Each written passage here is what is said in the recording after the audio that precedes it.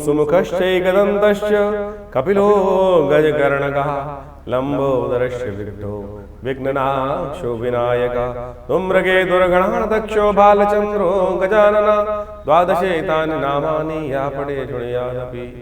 सर्वमंगल मांगल्ये शिवे सर्वार्थसाधिके शरण्ये त्र्यंबके गौरी नारायणी नमोस्तुते। नमस्कार, स्वागत है आपका आचार्य वाणी में। मैं आचार्य डॉक्टर विक्रमादित्य आपके साथ हूँ। और मकर राशि वालों के लिए अप्रैल के अंतिम में ग्रहों का योगायोग किस प्रकार का बनने वाला है वो आपको अच्छे से समझ लेना चाहिए। देखिए मकर राशि वालों, आपकी राशि के दृष्टिकोण से इस वक्त ग्रहों का योगायोग जो आपके लिए इन अप्रैल के अंतिम दिनों में बनने वाला है वो कई प्रकार से अच्छी अपॉर्चुनिटीज को देने के योग आपके लिए बनाएगा। कुछ दिन अच्छे बहुत रहने वाले हैं, लेकिन थोड़ी सी इस बात को आपको ध्यान रखना है कि इस वक्त मंगल ग्रह आपकी राशि के बिल्कुल सम्मुख चल रहे हैं और वो आपकी राशि में बने बनाए काम पर भी थोड़ी सी आपके उत्साह को कम करते दिखाई दे रहे हैं।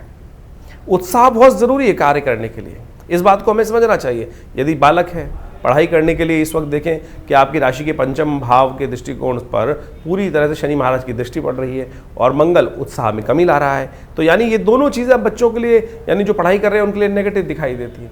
वहीं व्यावसायिक दृष्टिकोण से यदि जो कार्य कर रहे हैं उनके लिए ग्रह योग यदि हम देखें तो इस वक्त ग्रहों योग के अनुसार से कई दिन ऐसे बनेंगे कि व्यवसायिक दृष्टिकोण से बड़े लाभ के योग बनेंगे।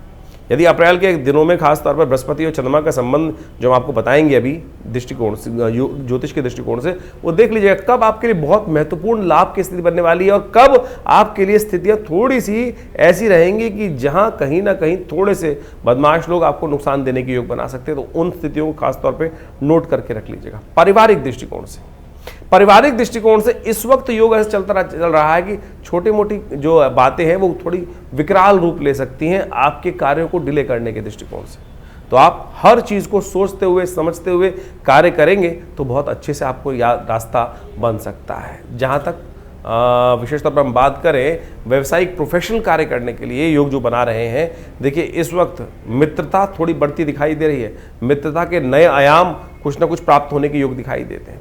जहाँ वैवाहिक लोगों की बात करें, जो व्यवसायिक काम कर रहे हैं, वैवाहिक लोग जो कर रहे हैं, उनके लिए ग्रह योग ऐसे दिखाई देते हैं कि उनका जीवन साथी जो है उनके लिए कुछ अच्छे लाभ के योग बना सकता है, लेकिन आपकी मनोमस्त दिशा जो है वो अंदर से थोड़ी सी परेशान होती दिखाई दे रही है। छोटी छोटी बातों में अननेसेसरी एंजाइटी का लेवल थोड़ा आपको परेशान करता दिखाई देगा। अपने इमोशंस को थोड़ा शांत रखने का प्रयास करें, इस बात का विशेष तौर पर ध्यान रखने की ज़रूरत है। थोड़ा सा एक और स्वास्थ्य के दृष्टिकोण से भी ध्यान रखने की ज़रूरत है। इस वक्त ग्रह परिवर्तन की तरफ जा रहे हैं और गैस, एसिडिटी इत्यादि की समस्याएं थोड़ा सा आपके स्वास्थ्य में थोड़ा सा लोअर एब्डोमिनल संबंधी समस्याएं परेशान करने की योग दे सकती हैं। तो उस मामले में स्वास्थ्य का ध्यान भी रखना।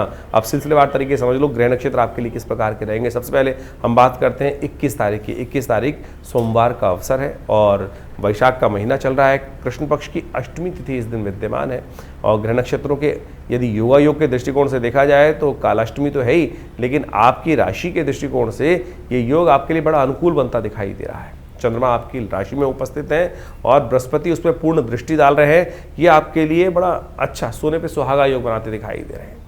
बस थोड़ा सा अपने आप को हिम्मत सही दिशा में करने का प्रयास करें। मंगल जो है ना वो बनी बनाई बात को थोड़ा तोड़ता दिखाई दे रहा है। जो कुंठित मानसिकता के लोग हैं वो आपके कहीं ना कहीं थोड़ा सा आपको परेशान करने के योग बना सकते हैं। तो थोड़े से विशाल हृदय वाले लोगों के साथ काम करने का प्रयास करो तो अच्छा रहेगा। इस दिन सर्वार्थ सिद्ध योग विद्यमान है जो करीब करीब शाम को 4:30 बजे के बाद से आरंभ हो जाएगा। वो आपके लिए अच्छा रहेगा, नए कार्य करने के लिए अच्छे योग बनाएगा। लेकिन एक बात, स्वास्थ्य के दृष्टिकोण से इस दिन शीतला माता की आराधना होनी चाहिए।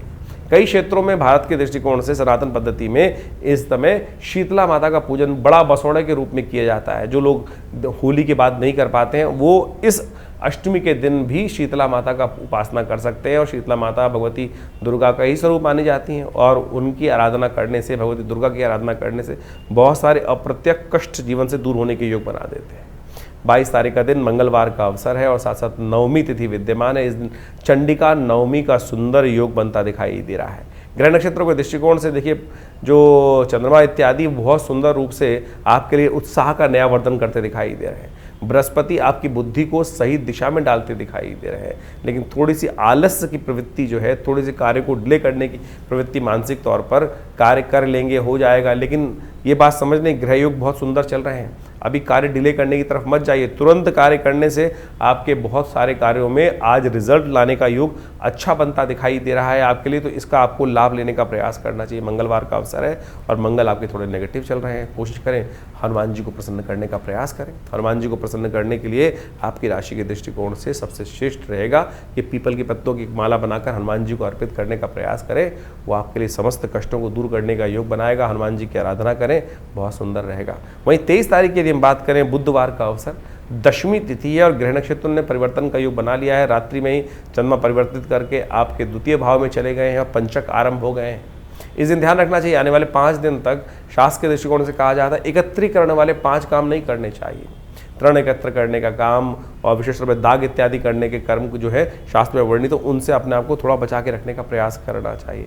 इसके साथ साथ ग्रह नक्षत्रों के दृष्टिकोण से एक बात और ध्यान रखने की जरूरत है कि इस दिन भद्रा का योग बन रहा है, जो करीब करीब शाम को 4:45 बजे तक रहेगा, तो नए कार्यों को आरंभ करने से बचें। देखिए इस दिन अभिजीत मुहूर्त भी नहीं है, साथ साथ भद्रा का योग है, तो नए कार्यों को आरंभ करने से थोड़ा बचना चाहिए, इस बात का ध्यान रखें। ये पंचक की वजह से नहीं कह रहे, कई लोगों ने भ्रांति बना ली है कि पंचक के अंदर कोई चीज़ खरीदने जाओगे तो 5 बार खरीद के लाओगे, ऐसा बिल्कुल भी नहीं है, इस बात को हटा दें। केवल पंचक 5 चीज़ों के लिए निषेध कहा गया है, छत नहीं डालनी चाहिए, एकत्रीकरण नहीं, तृण एकत्र नहीं करना चाहिए, लकड़ी एकत्र नहीं करना चाहिए, और इन सब बातों को, थोड़ी बातों को ध्यान रखते हुए करेंगे तो बाकी सब दाग इत्यादि कर्म के लिए निषेध है, बस इन सब बातों को ध्यान रखते हुए करें, बाकी सब चीज़ों के लिए निषेध नहीं। हाँ, ग्रह योग आपके लिए जो है वो बहुत बढ़िया बने हुए हैं, ओवरऑल अच्छे ही बने हुए हैं। इस समय थोड़ा सा आशीर्वाद लीजिए, इस समय आशीर्वाद की आवश्यकता है, तो माता पिता का, बड़े बूढ़ों का सम्मान करते हुए उनका ध्यान रखने का प्रयास करें। एक तो वो आशीर्वाद आपकी फ्रस्ट्रेशन को भी कम करेगा। मंगल कमज़ोर स्थिति में चलने के कारण से मन को थोड़ा फ्रस्ट्रेट करते दिखाई दे रहे हैं, थोड़ा सा झुंझलाहट जो है वो बेकार की, मतलब मेरे बस में कुछ नहीं है, मैं कुछ नहीं कर सकता, वो केवल ग्रह का प्रभाव है। अभी बहुत जल्दी जून के आरंभ होते ही मंगल बदल जाएंगे और बिल्कुल एक नया उत्साह का योग बनेगा, लेकिन तब तक थोड़ा उपाय करने का प्रयास करें, गणेश जी को प्रसन्न करें। गणेश जी समस्त विघ्नों को दूर कर कर रिद्धि सिद्धि देने के योग बनाते हैं। गणेश जी को थोड़ा सिंदूर चढ़ा दीजिए, देखिए आपके लिए लाभ के योग बनेंगे। 24 तारीख का दिन बृहस्पतिवार का दिन है और इस दिन सुंदर एकादशी का योग बन रहा है। और साथ साथ ग्रह नक्षत्रों के दृष्टिकोण से यदि हम देखें तो एक बहुत बड़ा ग्रह है, नवीन ग्रह माना जाता है नेपच्यून जिसको, और वो ग्रह परिवर्तन की तरफ जा रहा है। वो महाराज ग्रह जो है शनि के नक्षत्र के द्वितीय, उत्तरा भाद्रपद नक्षत्र के द्वितीय चरण में प्रवेश करते दिखाई दे रहे हैं, और आपके लिए ये एक नया रास्ता बना सकते हैं। शनि के साथ चलते हुए, राहु के साथ चलते हुए, शुक्र इत्यादि, बुध इत्यादि के साथ चलते हुए, ये नेपच्यून का जो परिवर्तन का योग है, जिस प्रकार शनि के नक्षत्र में जा रहे हैं, वो कहीं ना कहीं आपके लिए हमको कई मामलों में पॉजिटिव बनता दिखाई दे रहा है। तो इसलिए इस पॉजिटिविटी का लाभ आपको लेने का प्रयास करना चाहिए। भगवान विष्णु की आराधना करें, हो सके तो भगवान विष्णु के मंदिर में जाकर उनको पंचामृत से उनका स्नान कराएं, चरणामृत उनका ग्रहण करें, केले का दान करना, केले का पूजन करना भी उपयुक्त रहेगा आपके लिए। 25 तारीख शुक्रवार का अवसर, और इस दिन द्वादशी तिथि विद्यमान है, और साथ साथ ग्रह नक्षत्रों का परिवर्तन का योग भी बन गया है। रात्रि में जो ग्रह परिवर्तित होकर आपके साथ जो चतुर्ग्रही योग बना हुआ था, वो फिर एक बार पंचग्रह योग बन गया है, और ये पंचग्रही योग जो है चतुर्ग्रही से कम नुकसानदायक है। जो 4 ग्रह वहाँ एकत्र थे एक साथ आपके तृतीय भाव में, वो पंचग्रही योग में परिवर्तित हो गया चंद्रमा साथ में जाने के बाद, वो आपके लिए अच्छा हो गया, खराब नहीं है। इन चतुर्ग्रहियों का जो उत्पाती योग बन रहा था, उसमें कहीं ना कहीं स्थितियों में परिवर्तन का योग बनता दिखाई देगा, वो कहीं ना कहीं पॉजिटिव होता दिखाई दे रहा है आपके लिए। इसके साथ साथ इस दिन अगस्त ग्रह अस्त होने के योग भी बन रहे हैं, और ये प्रकृति के दृष्टिकोण से बड़ा विशेष संबंध है इसमें। अगस्त ग्रह जब अस्त हो जाता है तो कहा जाता है कि बारिश इत्यादि और तूफान इत्यादि, बहुत सारे वातावरण में कई उपद्रवी तत्व जो होते हैं वो बढ़ जाते हैं। अब ये एक ग्रह ने आपके लिए अच्छा बनाया, लेकिन दूसरा ग्रह पराप्रकृति को कहीं ना कहीं अशांत करता दिखाई दे रहा है, लेकिन आपके लिए, आपकी राशि के दृष्टिकोण से ये सामर्थ्य में कुछ ना कुछ बढ़ता दिखाई देगा, अच्छा योग बनाता दिखाई देगा। एक और ग्रह परिवर्तन की तरफ जा रहे हैं, शुक्र भी इस दिन शनि के नक्षत्र में ही प्रवेश करते दिखाई दे रहे हैं, और आपकी राशि के दृष्टिकोण से देखिए बहुत सारे ग्रह इस वक्त शनि के कहीं ना कहीं साथ जुड़ते चले जा रहे हैं। शनि जहाँ मीन राशि में आपकी राशि के दृष्टिकोण से तृतीय भाव में चल रहे हैं, वहीं शनि के नक्षत्र में बहुत सारे ग्रह, चाहे वो शुक्र हो, चाहे वो नेपच्यून हो, अभी बुध भी उन्हीं के साथ आसपास जाके जुड़ जाएंगे। तो यानी शनि का उपचार आप तुरंत करने का प्रयास करें, शनि को थोड़ी शक्ति देने का प्रयास करें, और शनि का स्तोत्र पाठ यदि नित्यपति कर लें तो वो आपके लिए बहुत अच्छा रहेगा। शनि को मनाएं, सदा सुख को पाएं, और आपके समस्त ग्रह जिस प्रकार से योगा योग बना रहे हैं वो आपके लिए कहीं ना कहीं स्थितियों को अच्छा कर सकते हैं। 25 तारीख का दिन आपकी राशि के दृष्टिकोण से हमने अभी आपको बताया। अब हम बात कर लेते हैं 26 तारीख। 26 तारीख शनिवार का दिन है, और उस दिन चतुर्दशी क्षय होकर त्रयोदशी के साथ सुंदर योग बनता दिखाई दे रहा है, और इस दिन मासिक शिवरात्रि का योग भी है।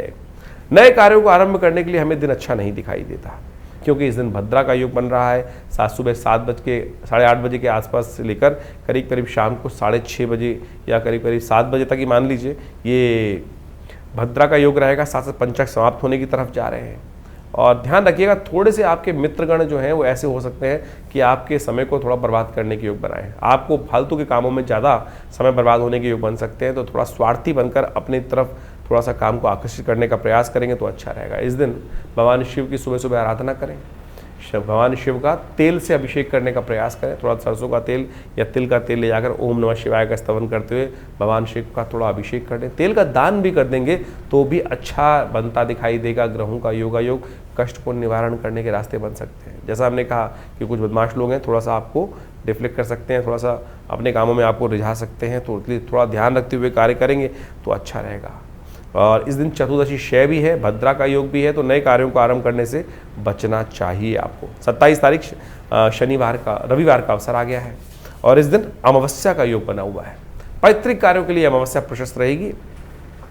साथ साथ सूर्य भी इस दिन शुक्र के नक्षत्र में भरणी के नक्षत्र में प्रवेश करते दिखाई दे रहे हैं, और बुद्ध महाराज जो हैं वो अपने नक्षत्र में प्रवेश कर रहे हैं। बुद्ध महाराज रेवती नक्षत्र में प्रवेश करेंगे। बुद्ध वैसे तो क्षीण सबसे कमजोर अवस्था में चल रहे हैं, लेकिन बुद्ध जब अपने नक्षत्र में प्रवेश करेंगे तो अब उनका पास योग बन गया है कि अपनी एनर्जी को धीरे धीरे गेन करते चले जाएंगे, और आगे परिवर्तन का योग भी बनाते दिखाई देंगे। चीज़ों को मैनेज करने में आपको आने वाले समय में, क्योंकि रेवती नक्षत्र में प्रवेश करने के कारण से बुद्ध में थोड़ी शक्ति आएगी, और जो चीज़ें हैप्सर्ड थी, आपको जो चीज़ें ऑर्गेनाइज करने में दिक्कत आ रही थी, अब उनको चीज़ों को सही रास्ते पर लाने पर आपको रास्ता बन सकता है। ऐसे में योग बड़ा अच्छा, तो आपको ध्यान रखना चाहिए अपने पितरों के निमित्त गायत्री का थोड़ा यज्ञ करें। हो सके तो रविवार का दिन है, अमावस्या का योग बन रहा है, किसी गरीब को भोजन करा दीजिए। हमने विवेकानंद योगाश्रम में इस दिन जो रविवार का यज्ञ रहता है बड़ा, उसमें गायत्री महायज्ञ रखा है, पितरों की शांति के लिए एक यज्ञ रखा है। उसमें आप भी स्वयं सम्मिलित हो सकते हैं, अपने नाम से अपने पितरों के निमित्त गायत्री का यज्ञ करा सकते हैं। अवश्य तर्पण इत्यादि भी करने का प्रयास करें। थोड़ा जल ले लीजिए और अपने हाथ से अपने पितरों के निमित्त उनका ध्यान करते हुए, थोड़ा गायत्री का स्तवन करते हुए थोड़ा तर्पण इत्यादि कर लें। अगर योग्य ब्राह्मण जी को बुलाकर उनके द्वारा कराएंगे तो बहुत अच्छा रहेगा, और नहीं तो हमारे आश्रम में संपर्क साध सकते हैं, और वहाँ सुंदर व्यवस्था सबकी रहती है। जो लोग बाहर बैठे हैं, बहुत सारे लोग नहीं कर पा रहे हैं, तो जो आश्रम में नंबर्स हैं उन पर संपर्क साध के अपने पितरों के निमित्त इस अमावस्या के दिन भोजन इत्यादि, गौ ग्रास इत्यादि के लिए सुंदर कार्य करने के लिए जो भी आप चाहें मेहनत इत्यादि करना, वो परिवर्तन का अच्छा सा लाभ आप अवश्य ले सकते हैं। ये करना चाहिए। अपेक्षा करते हैं आपके पितृगण कि हमारे जो संतानें हैं वो हमारा ध्यान रखती है, नहीं रखती, वो कहीं नहीं जाते, कहीं आपसे बहुत दूर नहीं है। पुनर्जन्म इतनी जल्दी नहीं होता है, तो 3 पीढ़ी तक हमारे शास्त्रों में हर एक के लिए वर्णित है कि हमको ये शुभ कार्य अवश्य करने चाहिए। 28 तारीख सोमवार का दिन है, शुक्रवार की तिथि है, और साथ साथ प्रतिपदा योग, वैशाख के शुक्ल पक्ष का प्रतिपदा आरंभ हो रहा है, और इसी दिन बृहस्पति महाराज भी परिवर्तन करते हुए मृगशिरा नक्षत्र, मंगल के नक्षत्र में नए उत्साह के साथ बनते दिखाई दे रहे हैं। चंद्रमा मंगल के ही राशि में चल रहे हैं, और मंगल थोड़े कमज़ोर हैं, और लेकिन महाराज शनि भी अपने ही नक्षत्र में प्रवेश कर रहे हैं, उत्तरा भाद्रपद नक्षत्र में प्रवेश कर रहे हैं। तो ये ग्रहों का योगायोग थोड़ी अब शक्तियां लेता दिखाई दे रहा है। जैसे बहुत सारे ग्रह योग थे एक दूसरे की परस्पर विरोधी में चल रहे थे, अब धीरे धीरे ग्रहों की स्थिति परिवर्तन की तरफ आती चली जा रही है, और ये आपके लिए बड़ा अच्छा योग बना रहे हैं। बुद्धि भाव में बैठे हुए बृहस्पति महाराज, जिनको थोड़ा शीर्ण बोला जाता है गोचर के दृष्टिकोण से, अब वो मंगल के यानी अच्छा योग बन रहा है। पुरुषार्थ जागने का सुंदर रास्ता बनता दिखाई दे रहा है। ऐसे में बड़ा अच्छा रहेगा कि आप थोड़ा सा हनुमान जी का स्तवन कर लीजिए, थोड़ा हनुमान जी को चूरमे का भोग लगा लीजिए, वो आपके लिए बड़ा कल्याणकारी योग बनाएगा। हनुमान चालीसा का पाठ करना भी आपके लिए श्रेयकर रहेगा, क्योंकि हनुमान चालीसा में कहा है ना जय जय जय हनुमान गोसाई कृपा करहु गुरुदेव की नाही। और बृहस्पति महाराज इस वक्त स्वयं कहाँ जा रहे हैं? मंगल के नक्षत्र में ही प्रवेश कर रहे हैं। तो ये जो ग्रहों का योगायोग बहुत अच्छा आपके लिए बनता दिखाई दे रहा है। 29 तारीख का दिन बड़ा महत्वपूर्ण दिन है आपके लिए। आने वाले 2-3 दिन खासतौर पर कई प्रकार से मकर राशि वालों के लिए लाभ के योग बनाते दिखाई देंगे, क्योंकि आपके बृहस्पति और चंद्रमा दोनों के दोनों, चंद्रमा बड़े उच्च के होकर बृहस्पति के साथ पंचम भाव में योग बना रहे हैं। और इस दिन ये गजकेसरी योग जो बना है वो आपके लिए सर्वार्थ सिद्ध योग के साथ साथ कई लाभ के योग बनाएगा। इस दिन परशुराम जयंती का योग भी है, तो कोशिश ये करनी चाहिए हमको ब्राह्मणों की सेवा करें। सबसे श्रेष्ठ उपाय इस दिन ये रहेगा, जहाँ विप्रजन दिखाई दे उनका आशीर्वाद देने का प्रयास करें, हो सके तो उनको वस्त्र इत्यादि का दान करने का प्रयास करें। ये आपके लिए बड़ा अच्छा है। शाम को एक काम करें, इस शुभ तिथि में विशेष तौर पर हनुमान जी का सुंदर स्तवन करते हुए अगर हो सके तो चंद्र दर्शन कर पाए और माता पिता का आशीर्वाद ले पाए तो बड़ा कल्याणकारी योग बनाएगा आपके लिए। 30 तारीख का दिन बुधवार का अवसर है। तृतीया तिथि इस दिन विद्यमान है। अक्षय तृतीया का योग है और ये तृतीया बहुत श्रेष्ठ है। कहा जाता है कि ये त्रेता इत्यादि की जो तिथि थी, इस दिन युगादि की तिथि उसी दिन आरंभ हुआ था। त्रेता का जो समय था, त्रेता का युग जो था इसी दिन आरंभ होता है। और इस दिन कहा जाता है कि कोई भी कार्य करने के लिए कोई मुहूर्त देखने की आवश्यकता नहीं होती। इस शुभ तिथि में आप अवश्य बहुत सुंदर कार्य कर लाभ ले सकते हैं। और तो और कई ग्रह नक्षत्रों को ठीक करने के लिए भी ये योग बड़ा सुंदर बनता है। और अक्षय तृतीया के दिन शास्त्र के अनुसार से बड़े अच्छे जो दान पुण्य इत्यादि करने का प्रयास करना चाहिए। अच्छा करोगे तो उसका अक्षय फल प्राप्त होगा, बुरा करोगे तो उसका बुरा फल प्राप्त होने के योग बन सकते हैं। गजकेसरी योग बना हुआ है अक्षय तृतीया के दिन, आपके लिए बड़ा सुंदर योग है। पुण्यों को बढ़ाने का अवसर है। 7:30 आपकी समाप्त हो चुकी है और इस दिन जितना हो सके शुभ कार्य करने की तरफ रास्ता निकालने का प्रयास करोगे तो बहुत शुभ रहेगा। अच्छे करें, दान पुण्य करें, गरीबों की सेवा करें, यज्ञ इत्यादि करें, अपशब्द ना भूलें। इस वक्त ये खास तौर पे शुभ कार्य करने का प्रयास करें, आपके लिए कल्याणकारी योग बनेंगे। इस प्रकार से आपने ग्रहों का खेल दिन पर दिन किस प्रकार का रहेगा वो समझने का प्रयास किया। देखिए, ये ग्रहों का जो खेल है वो विशेष तौर पे हर रोज परिवर्तन के साथ आगे बढ़ता रहता है जीवन। लेकिन इस समय जो चतुर्ग्रही योग बना हुआ है वो पूरे अप्रैल के अंदर जिस प्रकार चलने वाला है वो कहीं ना कहीं इस समय ग्रहों की युति को शुभ नहीं करता। और ये चतुर्ग्रही योग जो है वो कई बार जब भी जन्मपथ विशेष तौर पर गोचर में बनता है तो वो संसार के अंदर कुछ ना कुछ अशांति, चाहे वो प्राकृतिक आपदाओं को उत्पन्न करने के योग बनाता है या विश्व में अशांति का वातावरण बनाता है। जनमानस में अशांति की तरफ प्रवृत्त करने के लिए बहुत सारे उपद्रवी तत्व जो हैं वो प्रेरित करते रहते हैं लोगों को अपने स्वांता सुखाई। संसार में लोग अपने स्वार्थ के लिए पता नहीं कहाँ किस किस प्रकार से किन किन के जीवन को बर्बाद करने का प्रयास करते हैं। और ये आज से नहीं, अनादिकाल चलता रहा है। और इन्हीं सब चीज़ों को समझकर ज्योतिष के आचार्यों ने इन योगों को समझते हुए इन चीज़ों को लिखा, बताया कि किस प्रकार का योग चल रहा है। जैसे आप देख रहे हैं कि इस वक्त आपके राशि के दृष्टिकोण से हमने दिन पर दिन किस प्रकार का योग था वो तो समझाए, लेकिन ये भी समझने की आवश्यकता है कि विश्व के दृष्टिकोण से जो इस वक्त ग्रहों का योग है, चाहे वो शनि महाराज है, शुक्र है और राहु इत्यादि हैं और साथ साथ बुध इत्यादि, इन चारों ग्रहों की युति जिस प्रकार से ग्रहों की बनी हुई है वो विश्व को कहीं ना कहीं अशांत करती है और ये प्राकृतिक आपदाओं को भी लाती है, भूकंप इत्यादि। अभी आपने देखा कुछ दिन पहले भयावह भूकंप की कई बार स्थिति बनी।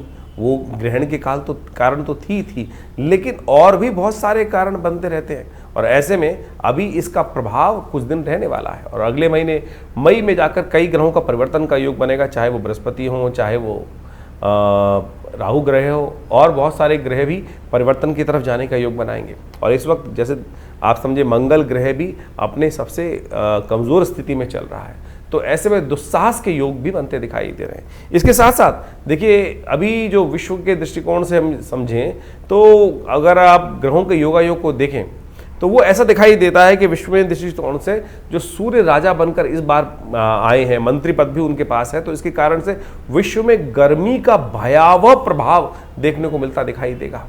और गर्मी के भयावह प्रभाव के कारण से अग्निकांड, विस्फोटक योग, ये सब भी कहीं ना कहीं परेशान कर सकते हैं। तो हमको अपने जीवन को सही चलाने के लिए अपने ग्रहों को सही रूप से समझते हुए उपाय करने का प्रयास यथाउचित भाव से करना चाहिए। कई लोग विशेष तौर पर अपने ग्रहों को समझकर परेशान हो जाते हैं और कई बार गलत रास्ते पे चल देते हैं। देखिए, शास्त्र में तो सिद्धांत के तौर पे ग्रहों का उपचार बताया गया है उपचार बड़ा सीधा साधा है, परमात्मा की आराधना करना और सबसे पहले समय को पहचानना कि समय क्या करवाने जा रहा है हमसे, हम किस प्रकार से अपने आप को रोक सकते हैं। यही सही दिशा निर्देश, सही गुरु का वाक्य, सही आशीर्वाद मिल जाए तो क्या होता है कि हम गलत तरफ जाने से बच जाते हैं। नहीं तो जीवन है, चलना है, ये धरा तो गोल ही है, चाहे इधर से जाओ चाहे इधर से जाओ, लेकिन सदगुरु की प्रेरणा होगी तो जो दिशा हमारे लिए उपयुक्त होगी वो हमको प्राप्त हो जाएगी। सही दिशा में हम कार्य करने शुरू कर देंगे, और नहीं तो फिर संसार में गोल चक्र तो है ही, एक लंबा रास्ता एक छोटा रास्ता है। तो इसलिए यदि अनुभव का लाभ लेते हुए हम जीवन में अपने सही मार्ग पर चलने का प्रयास करेंगे तो बहुत अच्छे से जीवन को बहुत बढ़िया तरीके से आगे बढ़ने का रास्ता बना सकते हैं। लेकिन लोभ एक ऐसी चीज़ है, और तो और साथ साथ हम अहंकारवश, लोभवश, मोहवश कई बार अपने जीवन को कष्ट में डाल देते हैं।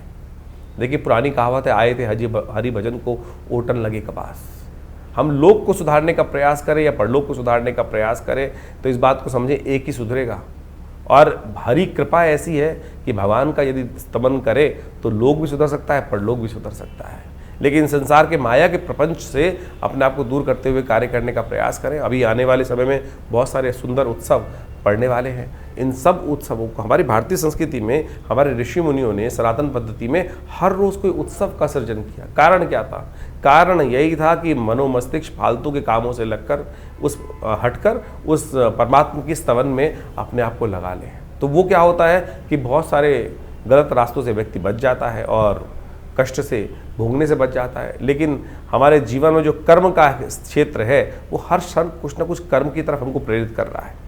कोशिशें करें, सदकर्म की तरफ प्रेरित करने का प्रयास करें अपने आप को, लोगों को। नहीं तो क्या होता है कि गलत कर्म की तरफ प्रेरित करोगे। कई बार हम अपने आश्रम में लोगों के जो यज्ञ इत्यादि होते हैं उसके बारे में बता देते हैं, तो कई लोग इस प्रकार से बोल देते हैं कि भैया आचार्य जी आश्रम का ऐड कर रहे हैं। देखो, ऐड करने की हमें ना तो कोई ज़रूरत, अगर यज्ञ इत्यादि आश्रम पे हो रहे हैं तो बताना चाहिए, लोगों को प्रेरित करना चाहिए।